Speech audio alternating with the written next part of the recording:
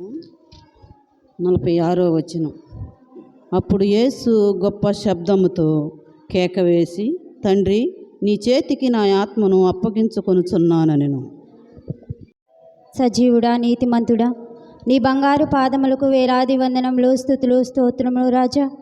అయా, ఈ పరిశుద్ధ శుక్రవారం రోజు ప్రభా, నీవు మా కొరకై నాయనా సిలువలో శ్రమపడి నాయనా పలికిన ఈ అమూల్యమైన మాటలు ప్రభా, 6 మాటలు మేము ధ్యానించుకొని ఉండగా ప్రభా, నీవు బయలుపరిచిన విధానమును బట్టి నీకు వందనాలు ప్రభా. 7వ మాటగా నా తండ్రి చదివించిన విధానమును బట్టి నీకు వందనాలు ప్రభా. అయా, వివరించబోయి బిడ్డను మీరు జ్ఞాపకము చేసుకోనండి నాయన. అయా, మాట్లాడుచున్నది బిడ్డ అయినా ప్రభా, మీ హస్తముతో పట్టుకోమని అడుగుచున్నాం ప్రభా. ఇదిగో ప్రభా, యెహోవా గారు మాట్లాడిన విధానమును కయ్య తండ్రి నీకు వందనాలు ప్రభా. అయా, నేను నా యొద్ద నుండి నీకు మాటలను పంపి ఉన్నాను, వారికి నేను వినిపించి ఉన్నానని ప్రభా. యెహోవా గారు వివరించిన విధానమును బట్టి నీకు వందనాలు ప్రభా. నీవు పంపించిన మాటలు మేము అంగీకరించుటకు నా తండ్రి మాకు తగిన జ్ఞానమును దయచేయమని నజరేయుడైన యేసుక్రీస్తు నామములో అడిగి వేడుకుంటున్నాం మా తండ్రి, ఆమేన్. నామంలో మీ అందరికీ నా హృదయపూర్వక వందనాలు.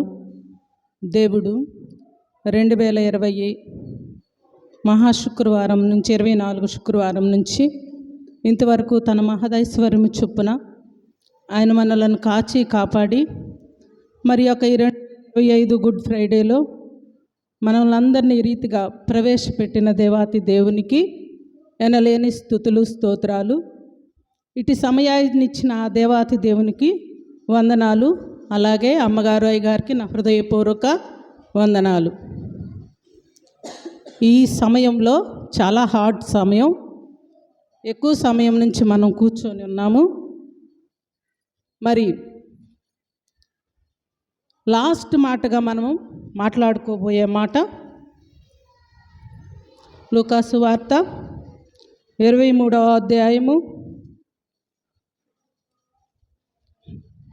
46వ వచనం నుంచి మనం ఈ రీతిగా, అప్పుడు యేసు గొప్ప శబ్దముతో కేకవేసి, తండ్రి, నీ చేతికి నా ఆత్మను అప్పగించుకొనుచున్నాను అనెను. చాలమ్మా. అప్పుడు యేసు గొప్ప శబ్దంతో కేకవేసి. ఇక్కడ కనుక మనం ఆలోచన చేస్తే మత్తయి సువార్తలో ఏమంటున్నాడంటే బిగ్గరగా కేకవేశాడు అని మాట్లాడుతున్నాడు. అలాగే మార్కు సువార్త 15:35లో ఏమంటున్నాడు అంటే గొప్ప కేకవేసి అంటున్నాడు. తర్వాత ఇక్కడేమంటున్నాడు అంటే అప్పుడు యేసు గొప్ప శబ్దంతో కేకవేసి. ఈ కేక అనేది మనం ఎప్పుడు వేస్తాము? మనకు భయం కలిగినప్పుడు వేస్తాము, తర్వాత మనకు కోపం వచ్చినప్పుడు వేస్తాము, ఆ తర్వాత ఎప్పుడు వేస్తాము? ఆనందంతో కేకలు వేస్తాం. మరి దేవుడు ఈ కేక ఎందుకు వేశాడు అంటే మనం ఆలోచన చేస్తే 4వ మాటలో ప్రతిదీ ఫస్ట్ మాట ఏమన్నాడు? నా తండ్రి అన్నాడు, అవునా? 4వ మాటలో ఏమన్నాడు అంటే నా దేవా, నా దేవా అన్నాడు. అంటే అక్కడ దేవుడు యేసు ప్రభుని ఏం చేశాడంటే ఎడబాటు అనేది వచ్చింది. మరి ఆ ఎడబాటు సందర్భంలో ఈ 7వ మాట పలుకుచు ఆయన ఏమంటున్నాడు అంటే గొప్ప శబ్దంతో కేక వేస్తున్నాడు. ఎందుకు వేస్తున్నాడు అంటే ఆనందంతో ఆయన కేక వేస్తున్నాడు. ఆయన భయపడి కేక వేయట్లేదు, తర్వాత కోపంతో కేక వేయట్లేదు. ఏమంటున్నాడంటే ఆనందంతో కేక వేస్తున్నాడు. ఎందుకంటే ఆనందం అంటే ఆయనతో నా ఎడబాటు ఉన్నది, నేను సమస్తాన్ని ఇప్పుడు ముగించుకున్నాను అని, నేను దేవునితో నా సమయాన్ని ఏం చేస్తున్నాను? వెళ్ళిపోబోతున్నాను, నా తండ్రి దగ్గరికి నేను వెళ్ళిపోబోతున్నానని ఆయన ఏం చేస్తున్నాడంటే ఆనందంతో కేక వేస్తున్నాడు. మరి మనం కనుక గమనిస్తే ఇక్కడ రెండవదిగా అప్పుడు యేసు గొప్ప శబ్దంతో కేక వేశాడు అని మాట్లాడుకుంటున్నాం. ఆయన కేక ఎందుకు వేశాడంటే ఆయన ఆనందంతో కేక వేశాడు. ఫస్ట్ మనం ఈ మాట ద్వారా నేర్చుకోవాల్సింది ఏంటంటే, ఎలాంటి బాధలో ఉన్నా కానీ మనము దేవుని చిత్తాన్ని నెరవేర్చడానికి కష్టాలు అనుభవిస్తూ కూడా మనం ఏం చేయాలి అంటే ఆనందంతో కేక వేసే బిడ్డలుగా మనము ఉండాలి. రెండవదిగా ఇక్కడ ఏమంటున్నాడు అంటే, ఇది ఎన్నో మాట? 7వ మాట. యూదులకి ప్రకారము 7 అనేది చాలా సంపూర్ణమైన సంఖ్య, పరిపూర్ణమైనది, పరిశుద్ధమైనది, సంపూర్ణమైనది. ఈ 7వ మాట ద్వారా దేవుడు తాను చేయాలనుకున్నది సమస్తాన్ని సంపూర్ణము చేశాడు. చేసి ఏమంటున్నాడు అంటే, ఆయన కేక వేసి 7 అంటున్నాడు. 7వ మాట పలుకుచున్నాడు. ఇప్పుడు మనం కనుక ఉదయం ఎన్ని గంటలకి సిలువ వేశారు ఆయన్ని? 9 గంటలకి సిలువ వేశారు. 9 నుంచి 3 గంటలకు గనక మనం ఆలోచన చేస్తే 6 గంటల సమయం. ఆ 6 గంటల్లో 6వ మాట ఏమని పడుతున్నాడు? సమాప్తమైనదని పలుకుచున్నాడు. ఈ సృష్టి కూడా దేవుడు సృష్టించి ఏం చేశాడంటే 6వ దినాన్న సమాప్తము చేసి 7వ దినాన్ని ఏం చేశాడంటే పరిశుద్ధపరచాడు. సృష్టించిన తర్వాత అది మనం అవన్నీ చదువుకోవడానికి టైం లేదు, కానీ ఆదికాండం 2వ అధ్యాయంలో ఏం చెప్తున్నాడు అంటే 2వ వచనంలో ఆయన సృష్టిని సృష్టించి దాన్ని ఏం చేశాడంట? పరిశుద్ధ పరిచాడంట. మనం బైబిల్ ప్రకారం కనుక 7 అనే మాటకి మనం ఆలోచన చేస్తే, ఎరుకో గోడలు అక్కడ ఏం చేశారు? 7 రోజులు వాళ్ళు తిరిగి 7వ రోజు 7 మార్లు తిరిగినప్పుడు ఆ భయంకరమైన గోడలు వాళ్ళు స్తుతిస్తూ ప్రార్థన చేసినప్పుడు, పాటలు పాడినప్పుడు ఏమైపోయినాయి? ఆ ఎరుకో గోడలు ఏమైపోయినాయి? కూలిపోయినాయి. అలాగే నయమానికి కుష్టు కలిగినప్పుడు ఏం చేశాడు? యోర్దాను నదిలో ఎలీషా మాట ప్రకారము 7 మార్లు మునిగి వాని దేహం ఎలా అయిపోయింది? పసిపిల్ల వాని దేహం వలె మార్చబడినది. అలాగే యేసు ప్రభువు కూడా సిలువలో ఎన్ని మాటలు పలికాడు? 7 మాటలు పలికాడు. అలాగే అపోస్తలుడైన పౌలు కూడా 7 సంఘాలకు తన పత్రికలను రాశాడు. అలాగే యోహాను భక్తుడు కూడా పద్మాసు ద్వీపంలో 7 సంఘాల మధ్య ఆయన 7 సంఘాల గురించి మనకి వివరించాడు. అలాగే 7 దీపస్తంభాలు, 7 బోరులు, ఎన్నో గొప్ప. 7 అనేది పరిపూర్ణతకు, సంపూర్ణతకు గుర్తు. మనం మొదట ఆనందంతో కేక వేశాడు. రెండవది దేవుని యొక్క చిత్తాన్ని సంపూర్ణముగా 7 అనే మాట ద్వారా ముగించాడు. ఇక్కడ చూస్తే 3వదిగా ఏమంటున్నాడు అంటే, సృష్టిని సృష్టించి ముగించిన తర్వాత ఆయన ఏం చేశాడంటే 7 అనే పరిపూర్ణ సంఖ్యతో ఈ సృష్టిని ఏం చేశాడంటే ఆయన కూడా తను చేసిన పనిని ముగించుకొని వెళ్ళాడు.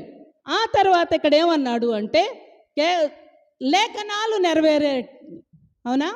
కీర్తనల గ్రంథం 31వ అధ్యాయంలో ఏమని చెప్తున్నాడు అంటే 5వ వచనంలో నా ఆత్మను నీ చేతికి అప్పగించుతున్నాడు. 3వదిగా లేఖనాలు నెరవేర్చినాడు. యేసు ప్రభు ఏం చేశాడు అంటే ఈ లోకానికి వచ్చి తన ప్రాణాన్ని పెట్టి చివరిగా 7 మాటలు పలికి ఏం చేస్తున్నాడు అంటే లేఖనాలు ఆయన నెరవేరుస్తున్నాడు.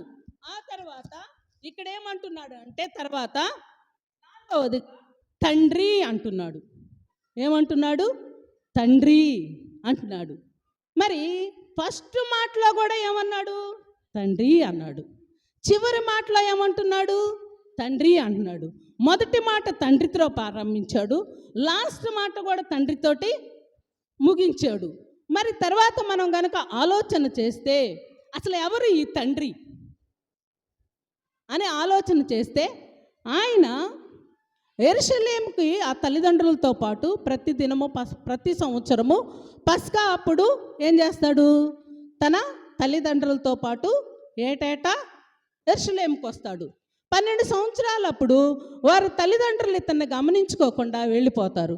3 దినముల తర్వాత వెనుక్కొచ్చి, అయ్యా నేను మీ తండ్రి ఎంతో బాధ అనుభవిస్తున్నామంటే నా తండ్రి పన్నుల మీద నేను ఉండాలని మీకు తెలియదా అని అంటున్నాడు. ఎవరు? ఆయన పరలోకపు తండ్రి. ఆ తర్వాత ఏమంటున్నాడు, నా తండ్రి చిత్తము నెరవేర్చుటే నాకు ఆహారమై ఉన్నది. ఆ తర్వాత నన్ను చూసిన వారు నా తండ్రిని చూసినట్లే. నా తండ్రి ఆ తర్వాత ఏం చెప్తున్నాడు, పరలోకమందున్న నా తండ్రి అంటున్నాడు.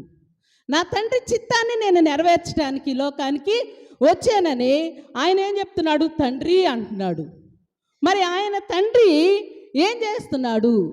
ఆ తండ్రి మనకి ఈ లోకపు తండ్రి కనుక మనం గమనిస్తే ఏం చేస్తారు, ప్రేమిస్తారు.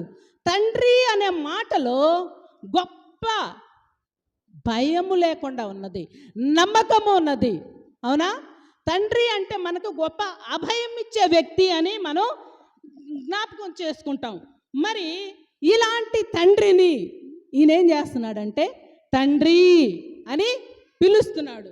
ఏమని పిలుస్తున్నాడంటే తండ్రి అని పిలుస్తున్నాడు. కొత్త నిబంధనలో కనుక మనం గమనిస్తే దాదాపు 150 సార్లు తండ్రి అని రాసించాడు. ఎన్నిసార్లు రాసించాడు? 150 సార్లు రాసించాడు. ఆ తర్వాత ఏమంటున్నాడంటే నా తండ్రి, నా గడియ వచ్చి ఉన్నది అంటున్నాడు. తర్వాత ఏమంటున్నాడు, తండ్రి నీ చిత్తమైతే ఈ గిన్నెను నా యొద్ద నుండి తొలగించమంటున్నాడు. ఆ తర్వాత ఏమంటున్నాడంటే తండ్రి వీరేమి చేయుచున్నారో వీరెరుగరు, వీరిని క్షమించమని అంటున్నాడు. మళ్ళీ ఆ తర్వాత లాస్ట్గా ఏమంటున్నాడంటే తండ్రి నీ చేతికి నా ఆత్మను అప్పగించుచున్నాను అంటున్నాడు. నీ చేతికి అంటున్నాడు. ఆయన చేతి ఎలాంటిది అని మధ్యాహ్న కాల సమయంలో మనం జ్ఞాపకం చేసుకున్నట్లయితే ఆయన చెయ్యి అలాంటిది, మనములని నేలమంటితో తీసి సృజించిన చేతులు. అవునా?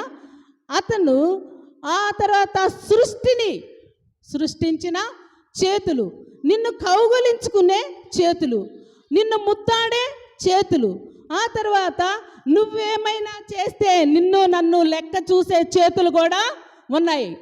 ఆయన ఏం చేశాడు, ఆ గోడ మీద మెనే మెనే టెకెల్ ఫార్సిన్ అని రాసిన చేతులు అవి.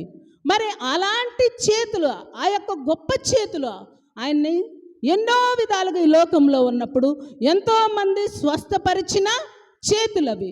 మరి ఆయన చేతుల్లో ఉన్న గొప్పతనాన్ని కుమారుడిగా గ్రహించాడు కాబట్టి ఆ తండ్రికి నేనేం చేస్తున్నాడు, తన చేతికి ఇక్కడ ఏమంటున్నాడంటే చివరగా నీ చేతికి నా ఆత్మను అప్పగించుకుంటున్నాను. ఇక్కడ ఏమంటున్నాడంటే నీ చేతికి నా ఆత్మను అప్పగించుకొనుచున్నాను.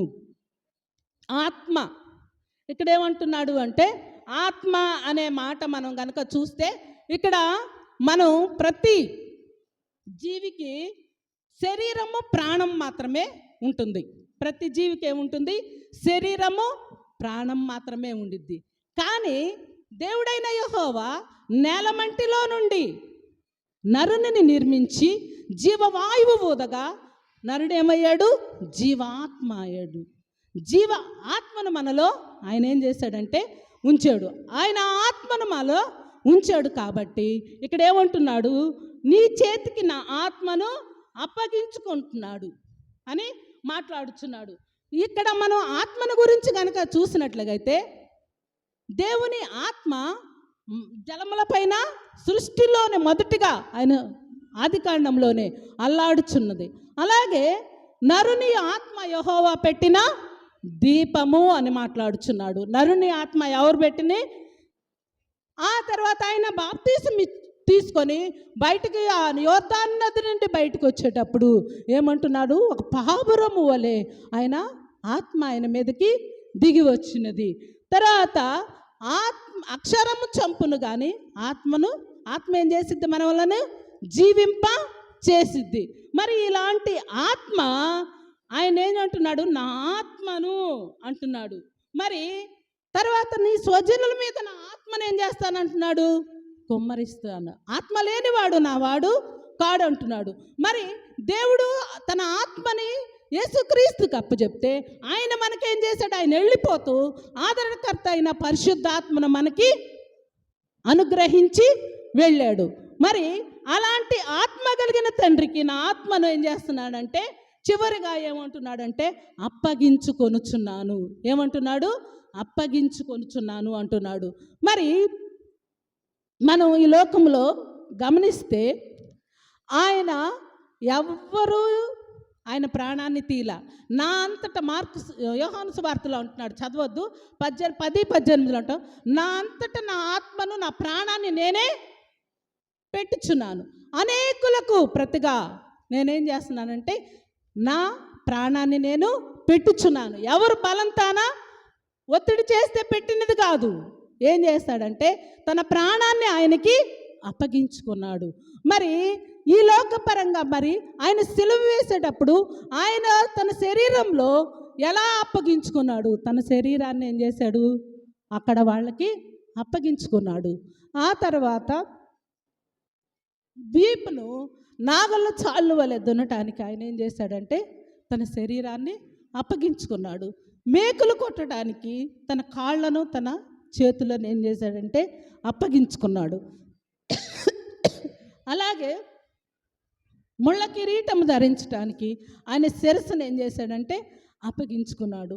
మొత్తము ఆయన శరీరము మొత్తము ఏం చేశాడు అంటే వాళ్ళకి అప్పగించుకున్నాడు. ఎందుకు అంటే నువ్వు నేను సాతానుడికి అప్పగింపబడకుండా ఉండాలి అంటే, నువ్వు నేను సాతాను కబంధ హస్తాలలో ఉండకుండా ఉండాలి అంటే ఆయన ఏం చేశాడు అంటే సమస్తాన్ని దేవునికి వాళ్ళకి అక్కడ అప్పగించుకున్నాడు. అప్పగించుకొని ఆయన వీపు నాగళ్ళ చాలువలే దున్నబడినది. ఆయన శిరస్సు నుంచి రక్తము ధారలుగా ప్రవహిస్తున్నాయి. ఈ చేతుల్లో మేకులు గుచ్చుకొని ఎంతో బాధను అనుభవిస్తూ ఆయన వేదన పడుచున్నాడు. ఎందుకంటే నువ్వు నేను ఈ సైతాను యొక్క కబంధ హస్తాలలో బంధింపబడకుండా ఉండాలి అంటే ఆయన శరీరాన్ని ఏం చేశాడు అంటే అక్కడ ఉన్న వారికి ఏం చేశాడంటే అప్పగించుకున్నాడు. ఈ మధ్యాహ్న కాల సమయంలో మనము మన శరీరాలని ఏం చేయాలి అంటే సజీవ యాగముగా దేవునికి అప్పగించుకోవాలని ఈ మధ్యాహ్న కాల సమయంలో దేవుడు హెచ్చరిక చేస్తున్నాడు. మరి నీవు నా జీవితంలో మనం ఏం చేయాలి అంటే ఇదిగో ప్రభువా నా జీవితాన్ని నీకు అప్పగించుచున్నాను, నా జీవితాన్ని ఏం చేస్తున్నానంటే నీకు అప్పగించుచున్నాను. ఎందుకంటే ఆ యొక్క నరకాగ్నిలో నువ్వు నశించిపోవడానికి ఇష్టం లేకుండా దేవుడు ఏం చేశాడంటే తనను తాను సిలువలో ఆ యొక్క వేదనను పడటానికి ఆయన ఏం చేశాడంటే అప్పగించుకున్నాడు. కాబట్టి నీవు ఈ మధ్యాహ్న కాల సమయంలో నీ ఆత్మను దేవుడికి నువ్వు అప్పచెప్పుకోవాలా. నీ శరీరాన్ని నీ అణువణువును దేవునికి అప్పగించుకున్నప్పుడు మాత్రమే ఆయన నిన్ను ఆ యొక్క భయంకరమైన ఆవేదనకరమైన స్థలంలోనికి పోకుండా నిన్ను కాపాడటానికి ఆయన ఏం చేస్తున్నాడు అంటే సిద్ధముగా ఉన్నాడు. మరి నీ శరీరాన్ని నీ అణువణువును ఆయన అప్పగించుకోవడానికి నువ్వు సిద్ధముగా ఉన్నావా? ఈ మధ్యాహ్న కాల సమయంలో దేవుడు మనతో మాట్లాడుచున్నాడు. చివరిగా ఈ 7వ మాట ద్వారా ఆయన ఏం చేశాడంటే దేవునికి అక్కడ ఉన్న వారందరికీ తన సమస్తాన్ని ఏం చేశాడంటే అప్పగించుకున్నాడు. మరి మనం ఏమి నిర్ణయం తీసుకున్నాము? ఇక్కడ పేతురు పత్రిక, 1 పేతురు పత్రిక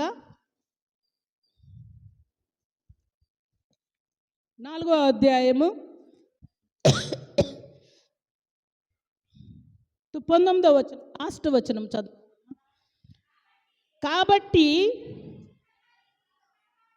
దేవుని చిత్త ప్రకారము బాధపడువారు సత్ప్రవర్తన కలవారై నమ్మకమైన సృష్టికర్తకు తమ ఆత్మలను అప్పగించుకొనవలెను. ఈ మధ్యాహ్న కాల సమయంలో ఏం చెప్తున్నాడంటే ఆయన దేవుని చిత్త ప్రకారము బాధపడువారు. ఆయన దేవుని చిత్త ప్రకారం బాధపడుచున్నాడా? ఎలా బాధపడుచున్నాడు? దేవుని చిత్త ప్రకారమే బాధపడుచున్నాడు. బాధపడుతూ సత్ప్రవర్తన కలవారై, ఎలాంటి ప్రవర్తన ఉంది ఆయనలో? సత్ప్రవర్తన, మంచి ప్రవర్తన కలవారై నమ్మకమైన సృష్టికర్త. ఆయన ఎలాంటి వాడు? నమ్మకమైన సృష్టికర్తకు తమ ఆత్మలను అప్పగించుకొనుచున్నాడు. అక్కడ మనం సువార్త ప్రారంభించేటప్పుడు కూడా ఏమన్నాడంటే ఆత్మ విషయమై దీనులైన వారు ధన్యులను ప్రారంభించి ఈ లాస్ట్ 7వ మాటలో కూడా అంటే ఏమంటున్నాడంటే తన ఆత్మను ఏం చేస్తున్నాడంటే దేవునికి అప్పగించుకుంటున్నాడు. ఈ మధ్యాహ్న కాల సమయంలో మనం కూడా ఈ యొక్క 7వ మాట ద్వారా 7 విషయాలు మనం నేర్చుకున్నాము. ఆనందంతో కేక వేయాలని చెప్తున్నాడు. రెండవదిగా ఏం చెప్తున్నాడు? 7 అనే సంఖ్యను గురించి చెప్పాడు. 7 యొక్క గొప్పతనాన్ని ఏంటో మనం తెలుసుకున్నాం. మూడవదిగా లేఖనాల నెరవేర్పు. ఈ 7వ మాట లేఖనాల నెరవేర్పుగా ఆయన చెప్పాడు. ఆ తర్వాత తండ్రి అంటున్నాడు. ఆ తండ్రి ఎలాంటి వాడో, ఆయన గొప్పతనం ఏంటో మనం చెప్పుకున్నాం. ఆ తర్వాత ఆత్మను గురించి మనం చెప్పుకున్నాం. ఆ తర్వాత 7వదిగా ఆయనకి మనం ఏం చేయాలా? అప్పచెప్పుకోవాలా. నువ్వు అప్పచెప్పుకోకపోతే నీ ప్రాణము ఎక్కడికి వెళ్ళిద్ది? ఒకసారి ఆలోచన చేసేవా? మరి ఆ యొక్క ధనవంతుడు అంటున్నాడు, ఈ వేతనకరమైన స్థలంలోనికి రాకుండా నాకు 5 సహోదరులు ఉన్నారని చెప్తున్నాడు.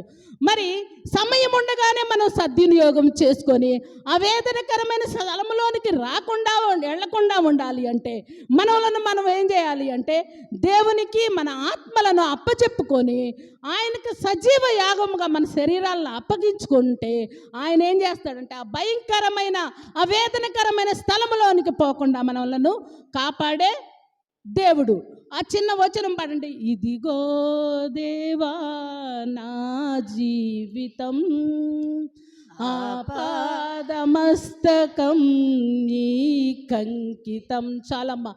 ఇదిగో దేవా నా జీవితం, ఆపాదమస్తకం, నా తనువు, నా శరీరం మొత్తాన్ని నీకు సమర్పించుకుంటున్నానని ప్రార్థన చేసి మన శరీరాలను దేవునికి సమర్పించుకొని ఆ వేదనకరమైన స్థలంలోనికి వెళ్లకుండా దేవునికి మన శరీరాలను అప్పగించుకోవాలన్నట్టు కృప దేవుడు మనకు అనుగ్రహించులాగా ప్రార్థన చేయండి. మీ అందరికీ నా హృదయపూర్వక వందనాలు.